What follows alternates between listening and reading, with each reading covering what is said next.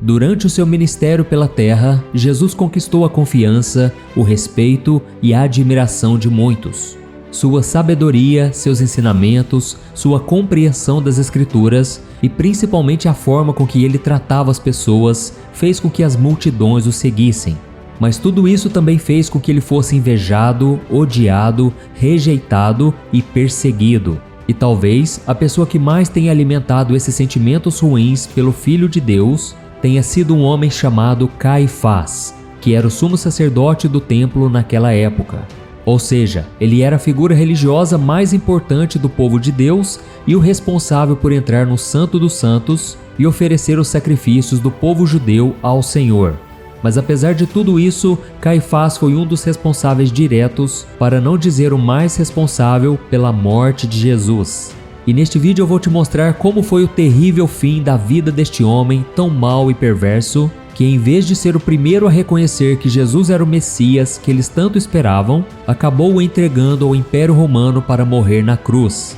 Eu tenho certeza que você vai se surpreender e até se espantar com os últimos capítulos da vida de Caifás. Mas antes de começar, eu quero pedir que você se inscreva no meu canal. É só você clicar nesse botão inscrever-se, está bem aqui abaixo do vídeo, e do lado vai aparecer um sininho. Ative também ele para você receber em primeira mão os próximos vídeos que eu colocar, tá ok? Agora sim, vamos começar.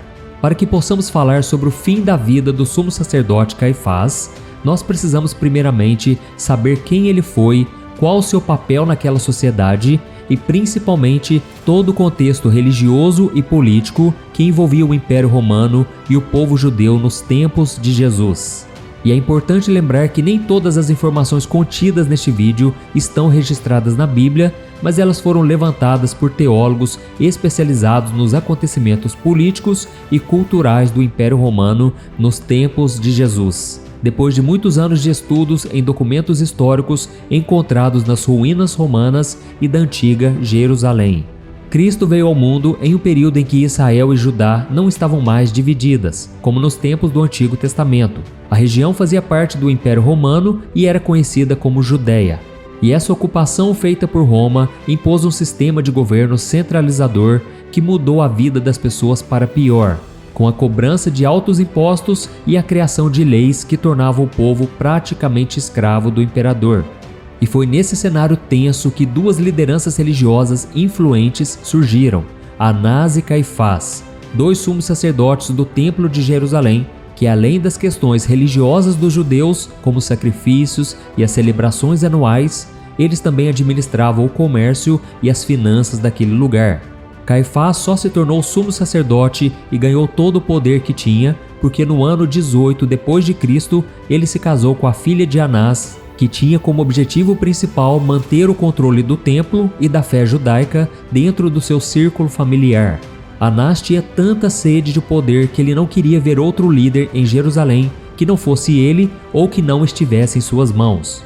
E por que Anás fazia tanta questão de manter esse controle? Porque ele era altamente corrupto e se aproveitava do seu cargo para roubar as ofertas deixadas pelo povo no templo, além de usar a sua influência para enganar as pessoas para obter benefícios pessoais. E falando de Caifás, além dele ser tudo isso, ele ainda era um homem oportunista que tinha sede de poder e que não aceitava que outra pessoa tivesse mais destaque e admiração do que ele. Além disso, ele também era muito inteligente e tinha habilidade para lidar com as autoridades políticas romanas. E isso fez dele um judeu muito respeitado pelo império. Acontece, irmãos, que Caifás e Anás não gostavam da forma com que os romanos governavam a Judéia, mas eles tinham medo de perder seus privilégios, por isso agiam conforme a vontade do império. Assim, eles faziam o que fosse preciso para manter a ordem entre os judeus, para que eles não se rebelarem contra o imperador e dessem início a uma revolução. E é exatamente esse ponto que nos leva a entender as ações de Caifás e Anás em relação à prisão, julgamento e crucificação de Jesus. Além disso, eles faziam parte de uma seita que não acreditava na ressurreição dos mortos e nem no juízo final, que são duas mensagens que Jesus costumava ensinar às pessoas que o seguiam durante o seu ministério. E por falar em Jesus, ele foi uma grande pedra no sapato de Caifás e Anás, porque os seus ensinamentos e milagres estavam atraindo cada vez mais judeus para a fé que um dia se tornaria o cristianismo. Caifás e Anás e outros líderes religiosos foram tomados pela preocupação de que o carisma e a popularidade de Jesus pudessem levar a uma revolta popular, já que o povo não aprovava o governo romano. E isso ganhou ainda mais força depois que o Senhor ressuscitou Lázaro. Veja só o que está escrito em João capítulo 11. Os chefes dos sacerdotes e os fariseus convocaram uma reunião no Sinédrio. "O que estamos fazendo?", perguntaram eles. "Aí está esse homem realizando muitos sinais miraculosos. Se o deixarmos, todos crerão nele. E então os romanos virão e tirarão tanto o nosso lugar como a nossa nação." Olha isso, irmãos. Esse medo levou Caifás e outros líderes a criarem um plano para prender Jesus e matá-lo. Só que ele sabia que aquela prisão não poderia ser pública, porque isso só geraria mais revolta nas pessoas. Então, eles passaram meses tentando encontrar uma forma de capturar aquele homem que dizia ser o Filho de Deus, antes que a sua influência ficasse tão grande a ponto de se tornar uma ameaça real.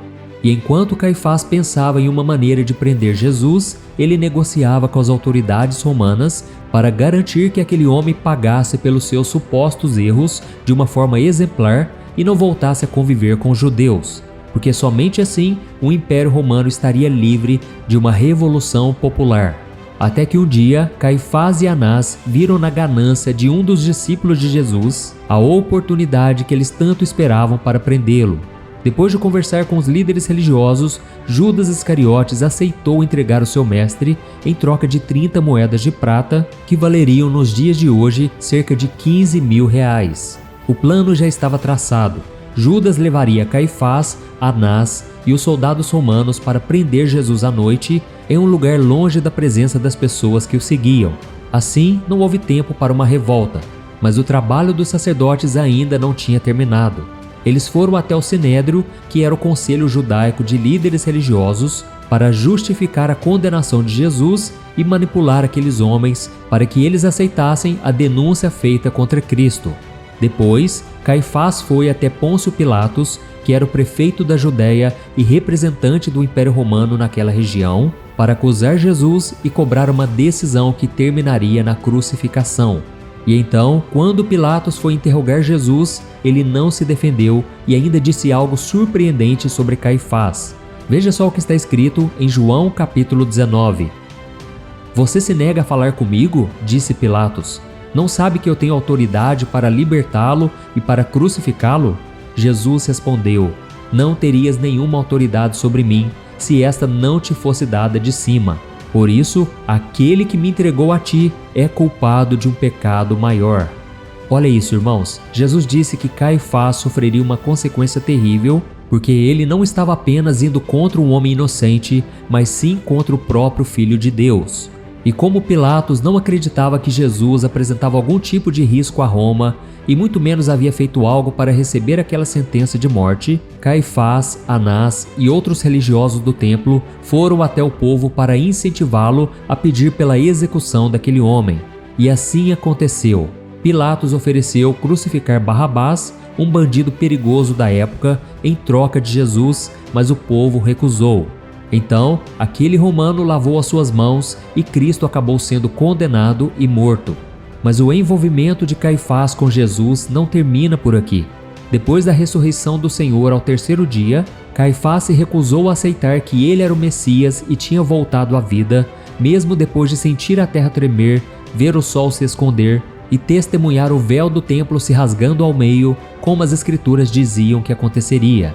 E toda essa negação não tinha a ver apenas com o fato de Caifás não acreditar na ressurreição dos mortos, mas sim porque aquilo significaria um desafio à sua autoridade e principalmente porque abalaria os alicerces da fé das pessoas, abrindo seus olhos para a verdade que Cristo sempre pregou enquanto esteve na terra. Só que Caifás e Anás não ficaram apenas no discurso negacionista da ressurreição de Cristo. Eles também perseguiram, prenderam, torturaram e até mataram aqueles que pregavam que o Messias havia vindo, se entregando e voltando à vida. E entre essas vítimas dos líderes religiosos judeus estava um homem chamado Estevão. um dos primeiros diáconos da igreja primitiva e que foi morto por apedrejamento em praça pública por declarar a sua fé em Jesus. Mas o que Caifás não esperava é que os seus dias de glória e poder estavam prestes a terminar. Cerca de 3 anos depois da morte e ressurreição de Jesus, o Império Romano descobriu que ele usava do seu cargo para roubar dinheiro do templo e se beneficiar dos impostos que eram coletados dos judeus. Assim, ele teria sido expulso da sua função na Judéia, julgado e condenado pelo Império Romano. Pessoas que estudam documentos históricos daquela época acreditam que Caifás receberia a pena de morte porque as suas atitudes foram consideradas de alta traição ao imperador. Porém, antes de ser levado a Roma para ouvir a sua sentença, Caifás teria sido chicoteado pelos soldados do império e durante a viagem para a capital ele teria morrido em consequência dos ferimentos que sofreu. E sobre Anás, ele também chegou ao seu fim anos mais tarde, sofrendo muito nas mãos dos romanos. E nos anos de 1990, arqueólogos israelenses encontraram um ossuário pertencente a Caifás e membros da sua família, comprovando a sua existência e o seu cargo como chefe da religião judaica no 1º século depois do nascimento de Jesus. Irmãos, nós não podemos afirmar com certeza absoluta que esses realmente foram o fim das vidas de Anás e Caifás. Como eu disse no início desse vídeo, parte desses acontecimentos que nós vimos estão na Bíblia sim, enquanto outros estão em outros livros e documentos daquela época. O que é certeza é que Caifás foi um homem cruel, um homem que foi usado por Satanás para condenar Jesus. Sim, nós sabemos que a morte de Cristo já estava profetizada no Antigo Testamento mais de 1000 anos antes dela acontecer.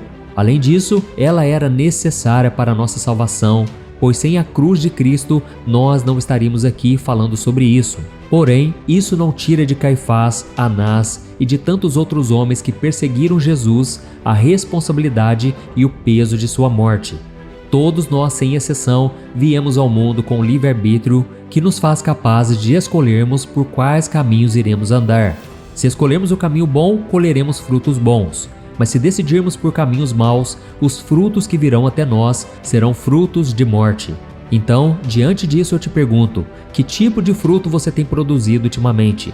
A palavra de Deus, em diversas passagens, compara o cristão com uma árvore frutífera que precisa produzir bons frutos. Tanto é que em Mateus capítulo 7, versículo 19, Jesus disse que toda árvore que não produz bons frutos é cortada e lançada ao fogo. E mais uma coisa importante que precisa ser dita: não será a religião que irá te salvar. Lembre-se que Anás e Caifás eram sumos sacerdotes, ou seja, eram líderes da fé do povo de Deus. Eles ocupavam o cargo que um dia havia sido de Arão, irmão de Moisés, e os seus filhos. Mas nada disso foi capaz de salvá-los, porque eles nunca tiveram um verdadeiro encontro com Jesus. Eles ouviram Jesus pregar, testemunharam curas, milagres e até ressurreições. Mas ainda assim não quiseram se render ao Rei dos Reis. Então, o meu desejo hoje é que você peça ao Espírito Santo para te revelar quem realmente é Jesus e o que ele representa na sua vida. Amém? Eu sou o pastor Antônio Júnior. Se você gostou desta mensagem, compartilhe com seus amigos, familiares e se inscreva no meu canal. Que Deus te abençoe poderosamente.